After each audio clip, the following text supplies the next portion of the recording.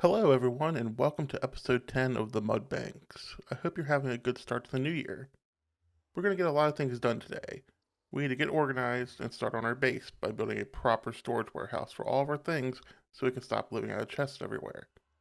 Since the last episode, I found where I want my base to be. Let me show you around. This stony shore is home. The nether portal is temporary. I will have to move that when I decide where I want it to be permanently. If we look around, see there's a lot of area. I mean, there's Stony Shore over there. This whole area connects. Let me show you, hopefully before the sun goes down. We got some mountain here. More, is this savanna? Yeah, savanna, huh. We got a little enclosed waterway. The bay's over there. There's just plenty of room to do things and plenty of opportunities. And one of the reasons I'm saying opportunities is I need to get out of my comfort zone. Because my comfort zone, well, it's basically, hi Mr. Villager, this is my home now. Would you like to help me reach the Iron Age? Which is fine, I've done that. We have iron. I don't need to keep living in the industrial district. I don't need to live in a village. I need to build my own buildings. So, the first building I have planned is a storage warehouse, so I can get all of my chests. You stay there, skeleton.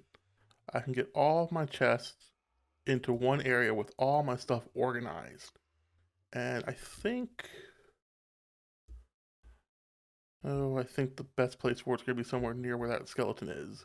That way, if I move the portal somewhere, I can kind of put it close to the warehouse. That way, when I come to get stuff, it's easy.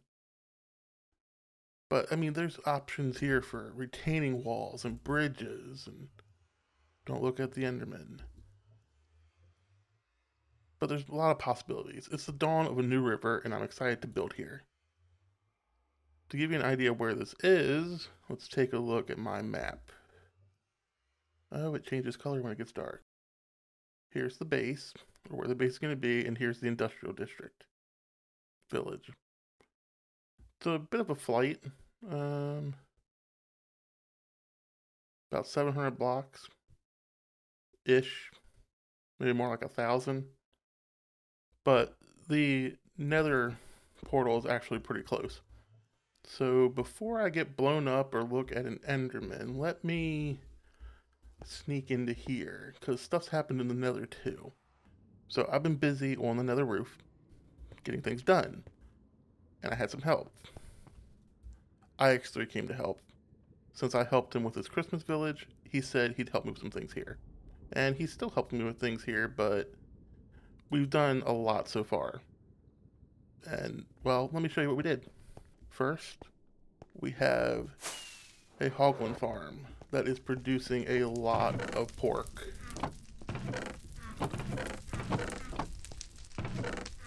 That's a loud sound. It's producing a lot of pork, and it's great because now he doesn't have to bother me every 5 seconds for food. Because I was just giving him, 10, 20 golden carrots at a time, and then he'd ask me for more, and this was his solution. He just came up here and made it. He said he told me he was going to make it, but then he actually just came here and did it himself.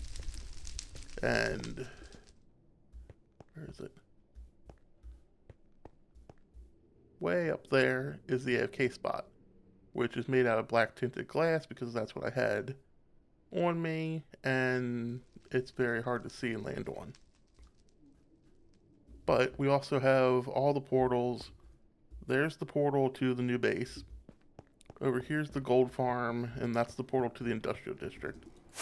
He helped me with the gold farm, getting it better.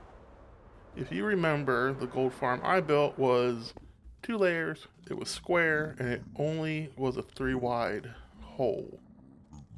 Which means those guys that are now jumping to their death freely used to get stuck every once in a while, and they'd have to wait for another one to push them. Well, we fixed that by making a 5x5. And there's a nice big collection system down there, which is actually full at the moment. Let Let me not pop this totem. So, I mean, this is absolutely packed full of gold nuggets. The hoppers all feed into these slices that are set up for rotten flesh, and then they get automatically destroyed. This was the only way I could make it so it didn't get bogged down with hoppers, because if gold was coming through here, originally it came through here, like everything pointed to the front, it would get bogged down trying to do everything, and then stuff would float. So what we did was turn it this way, have it go into these sorters immediately, and flesh basically does not hang around anymore. Then gold just works its way around. In addition to the gold farm, he helped me get these piglins together for this bartering farm. Or bartering build? Bartering hall? I don't know what you call it. It's not really a farm. I mean, it's not like it does stuff itself. I have to give them gold. So it's not producing anything unless I actively use it. Though I guess the gold farm's the same way. I don't know. I'm rambling. Piglins. I can trade with piglins. That's the point. Now, everything is being saved except for ender pearls, because we have a ender, and I don't need more ender pearls. Fire charges, I never use them, but there is a switch, so if I want to keep some, it'll actually back up in the chest, and that's great. String, it's backing up here at the moment because I'm keeping spectral arrows, so I want to try to get a shulker box full of them. I don't need them, but I'd rather have a full shulker box now instead of needing them later and going, oh, I gotta wait and I gotta AFK and do more gold. It's just a whole thing. Leather we don't need because the Hoglin farm over there produces way more than this will. And then books, boots, and potions end up here, which I've cleaned out somewhat. These used to be full with mostly water bottles, but I made mud. It's actually interesting that you can make mud in the nether. And, well, you can, and I did, and it was very convenient because that's a good source of water bottles. I've packed up gravel and blackstone because I'm actually going to tear this part of it down, the storage system, and instead have it go through this portal. So everything's going to come down in a dropper and get spit into the portal. Because if we go up here, and don't stop the totem, don't anger the pigs. You all are loud. Quiet. This hopper fills up quickly, so I had to put something in other than just the plain hopper to continue it down. Let me turn them down. How about you all just be quiet? I didn't do anything to you. You shouldn't be hostile. I have minecart hopper here that feeds into this, which means this empties quickly and stuff doesn't hardly ever float by their feet. If I just run this full speed, it will end up floating because this can't keep up with it. And you're probably thinking, hey River, why don't you put some more minecarts? I did. There's 24 of them there.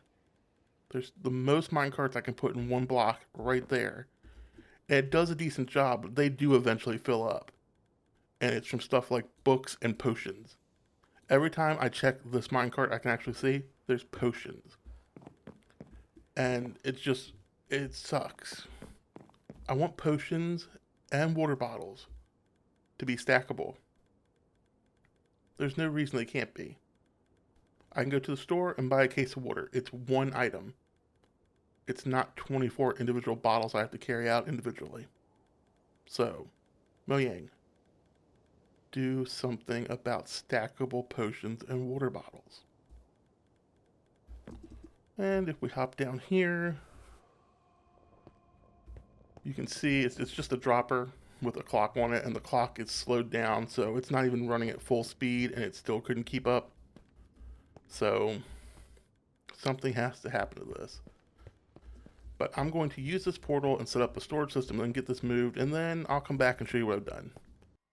Okay, so I've successfully moved everything to the overworld. Now, if we fly from the industrial district here, northwest, we will eventually see, there it is, the storage system for the piglin bartering. Let me fly up here. Glass. So,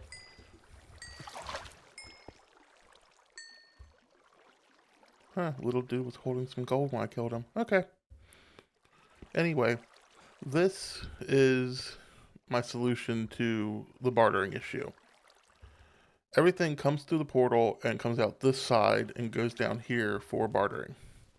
We have blackstone, we have 4 of those, 4 gravel, I think it's 3 quartz, 1 obsidian, 1 soul sand, 1 iron nugget, and then 1, 2, 3, 4, 5, 6 that are empty, and then 1 for spectral arrows. Now, this works great. There's a trap because zombie piglins would get stuck in here and they would pick up the boots, and when they pick up the boots, they don't despawn. So now there's turtle eggs. They get drawn to the turtle eggs, walk in, fall on where the roses. Over on this side, there's some trap doors to keep children from escaping and force them to go that way. This side is where the gold farm now puts all of its stuff. All of those chests are for gold nuggets, and then the zombie flesh goes right into the lava. It's very nice, very easy. So much more. I don't want this. Definitely don't want that. So much more convenient than what I had in the nether. It's very easy to expand because I can just add more ice, more water. Don't have to use a ton of hoppers just to transport it across. And everything gets burned instead of going into a hopper and then getting put through a dropper. Just a very nice little system. Let me take you to the nether now, and I'll show you how that works. Okay, so in the nether here, I have something I need to tell you about before I show you the actual portal system. IX3 was not available today to help me out, so I bought a friend of mine. That's my camera account. He's just standing there so that those piggies would spawn, and I could actually show you it working in the overworld. Apparently, the trader pigs ran out of gold, so we didn't get to see that. Well, it's the same thing. It just comes in from the other side. Let me go show you. Okay, so the gold farm looks a lot different. Now it comes into hoppers like before, but we have 6 hoppers flow into 1 hopper that goes into a double-ticked dropper, and there's 4 of those. And what they do is, let me see if I can show you from here. Do I have something I can stand on? Probably not without hitting my head. Just past that glowstone is powdered snow. All those just on this side of it is powdered snow. These droppers all shoot into it and it falls straight down. This slime block here then launches it.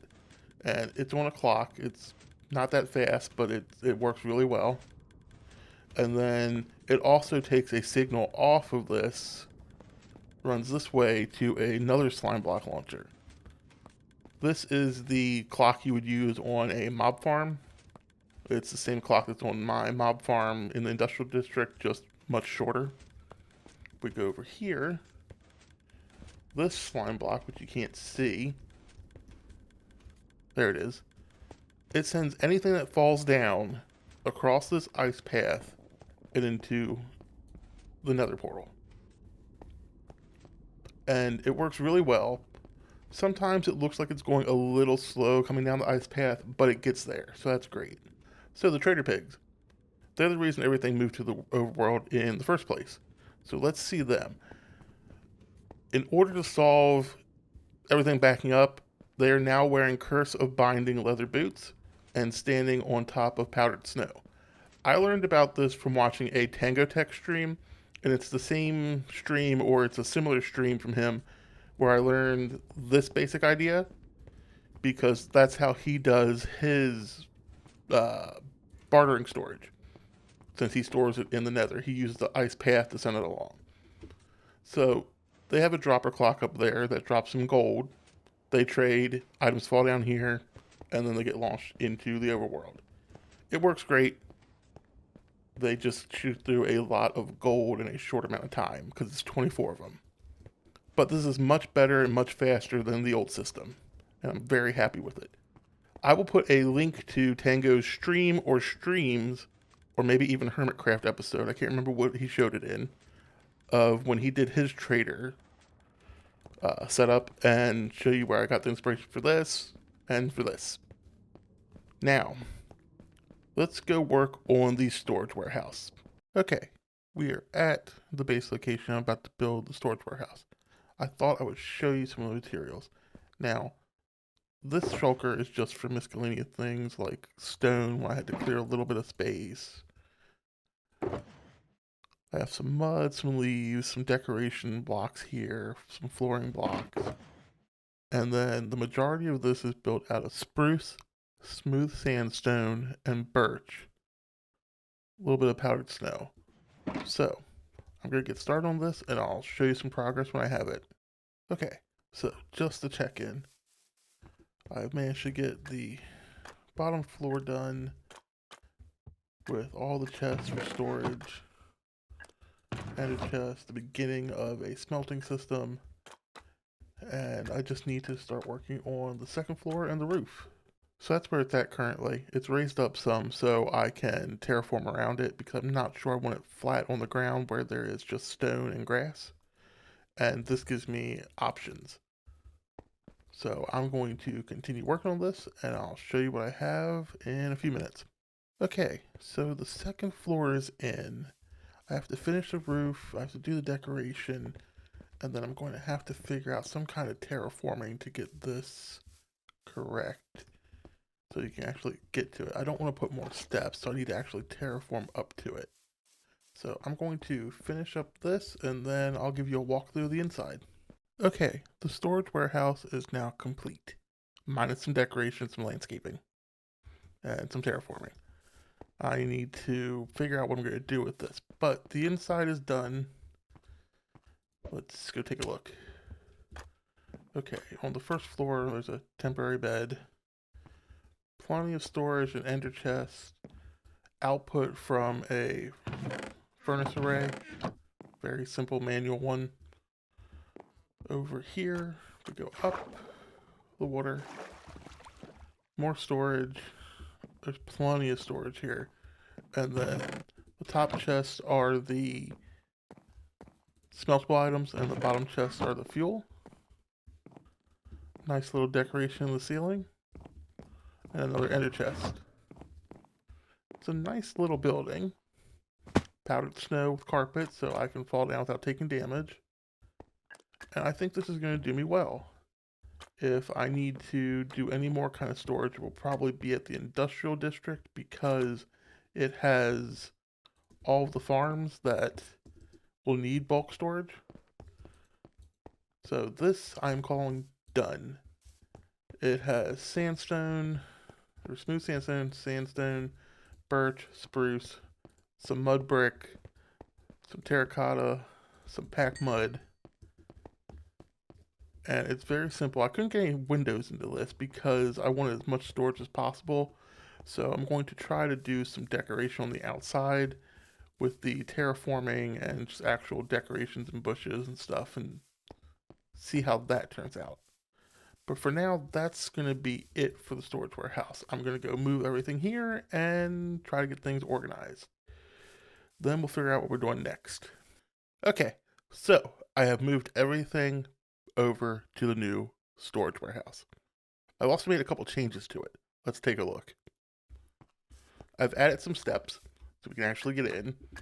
Started some terraforming. I want water coming out, I think, that way, and also maybe down that way or over that way. I'm not sure which. I want water somewhere. Temporary stone all around to keep stuff from wandering under there. And if we go in here, everything is labeled. I love the sound of these mud bricks. It's just so nice. Everything's labeled and organized. I need to do some more organization. This was just temporary to get everything here and see what I had. If we go upstairs, it's not a bubble vader. It's just water, so I can go up and down if I want. And the trapdoors are here so I don't run into chests and get stuck. I have lava that I need to fill up, which is why I have all these buckets. Smelting's here. The only thing up here is lava and rockets. So more things are going to move up here. I just need to figure out, do I want stone up here? Do I want things that I don't access often? Stone up here would be good because then I can smelt it right away. But I can also see a point of having stone downstairs so I can get to it quickly. I'm going to have to figure that out. I'm also in the process of cleaning out my ender chest because it was full and I'd like to have at least 1 or 2 spaces for empty shulkers. I also changed this because I had a zombie walk in and nearly kill me. So, zombie-proof door now. And I was smelting some stone. Let me go show you what I was smelting that for. Look at that. It's in the bedrock. I can walk straight through. I don't have to jump. IX3 went around and did this to all of my portals. Every portal up here, with the exception of the one for the gold farm and the piglin bartering. Just because I didn't want to move it up or down and risk collecting a bunch of gold or zombie flesh and then having to deal with that. So this way it's nice, it's convenient. All of them are done this way. We fly over here. He did the one for the raid farm and the pillager outpost. The one for spawn. Wait, spawn. The slime farm, the industrial district, the end city, yeah, listen to me, stronghold.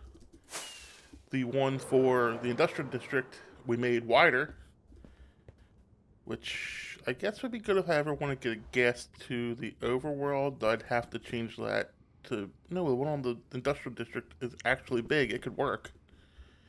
But we did that so it could line up with this. I thought that was ahead of something. Guest. Must be below. All these respawn anchors. Just so it looks nice. I need to fill in where I had the bedrock broken first. And we came up with this little pattern. And now there's a drop straight down to carpeted powdered snow. So it's easy to get in and out. You can fly out into the nether. Where are you? I hear you. Bobblehead. Oh, there you are. I'll leave you alone. I don't have a bow at the moment. My infinity bow broke, and I said on Twitter I'm going to start using a mending bow, so I need to go craft one of those and see how it works. Everything here is the same. Nothing changed with this. This portal is new. This portal takes us to the storage system, so I don't have to go to the industrial district and then fly. So let's go take a look there real quick. Okay, so last night I was AFKing at the gold farm, and twice I came out here to check and see how storage was going. There were skeletons in here both times. I think the issue was when IX3 was breaking bedrock to put the portal in the bedrock, the beacon pillar was still behind him, and I believe he knocked some carpet off. And since they will spawn in soul sand valleys and light levels under 7, I think that's what happened. Though I did put carpet back on it, and I still had 2 more, so I'm not sure. I just took the beacon down today because I don't need it anymore, and hopefully that solves my issue. So last night I got as far as here with AFK. Let's see. That's there. I need to craft some more gold to do more bartering.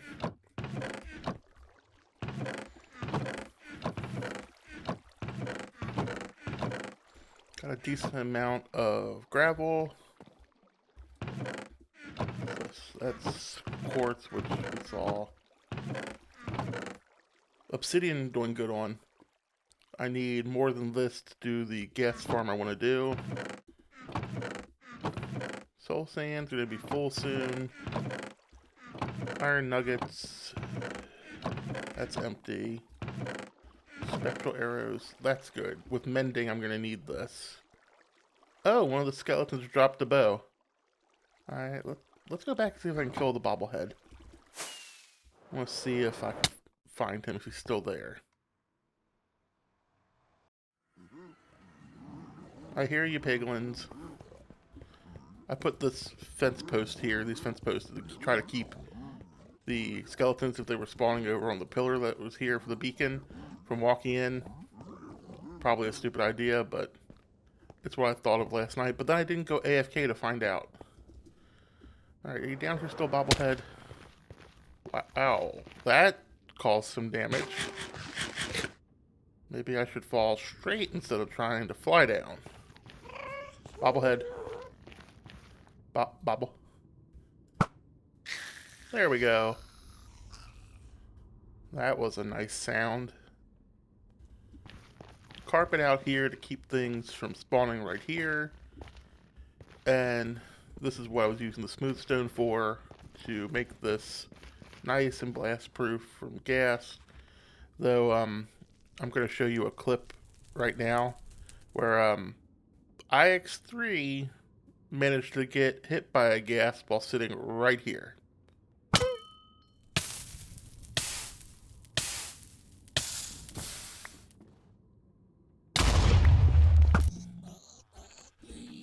There are magma cubes.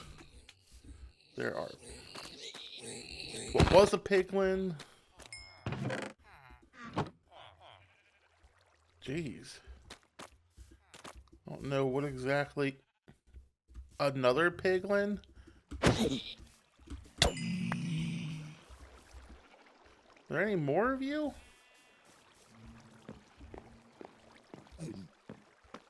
I hear one. Move, child. No.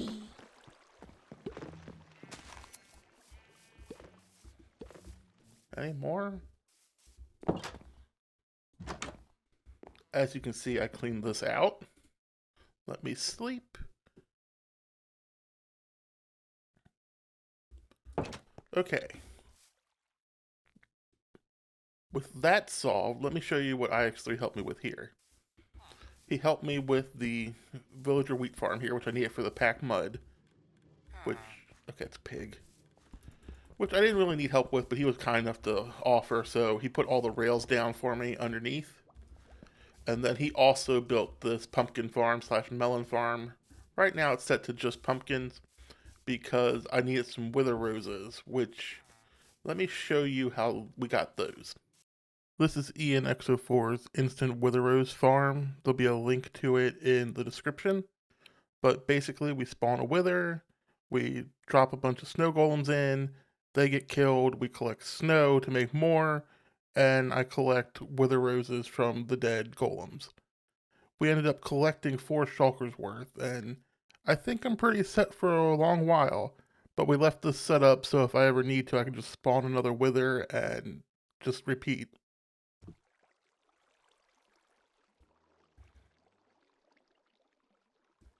I put the mob head data pack on. IX3 killed me. He also killed himself to give me his head. He wouldn't let me do it. I managed to get an iron golem head, and he got a blaze head. So, with everything that's happened in getting a storage warehouse built, and with doing all the stuff in the nether, these 2 farms, the wither roses, that's a pretty packed episode compared to what I normally do. Usually it's a time lapse. And I want to stop using time lapses because you don't get to see as much. But there's one thing I need to do here that's going to kind of require one.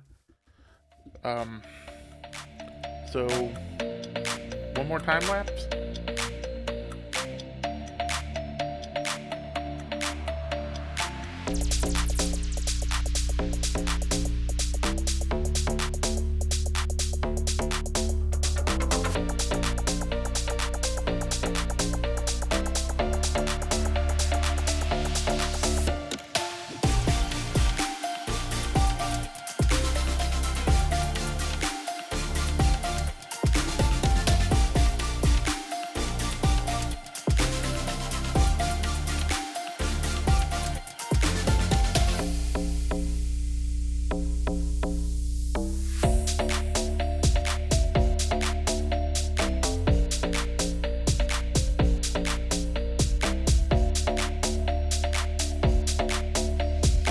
Okay, so the mob farm and the iron farm are gone, as well as the little villager building back here that had some villagers in it, and the couple remaining villager houses that were over there. Now, this little house is still here because this is where I'm going to stay when I come to the industrial district. For now, I might build myself a little safe place somewhere else, but I plan on flattening this out a little, trying to get things more organized and building some more farms. That's going to have to wait till the next episode though. So, I hope you've enjoyed this episode. If you did, like, comment, subscribe, and I'll see you in the next one. Bye.